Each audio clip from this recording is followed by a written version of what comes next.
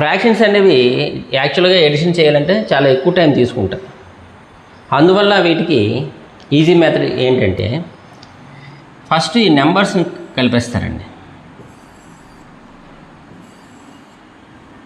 ఆ నెంబర్స్ కలుపుకుంటే 45, 24, 56 కలిపితే 24, 56, 80 అయింది కదా. 18, 45, 125 నెంబర్స్ కలిపిస్తాం. ఇప్పుడు నెక్స్ట్ వచ్చి 3/5, 7/8, 2/5. ఇందులో మనకి ఎప్పుడైనా రిమైనింగ్ ఫ్రాక్షన్, రిమైనింగ్ అంటే ఏం లేదండి, అక్కడ 3/5 అనే ఒక ఫ్రాక్షన్ ఉంది కదా.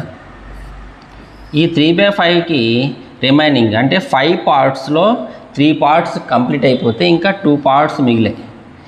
ఈ 2/5 అనేది దాని యొక్క రిమైనింగ్ ఫ్రాక్షన్ అంటాం.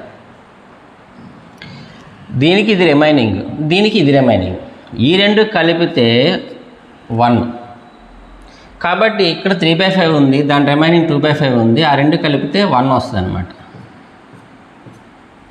ప్లస్ ఇంకా 7/8 మాత్రమే ఉంది కదా, 7/8 వేరేసి. అంటే ఓవరాల్గా 126 అండ్ 7/8.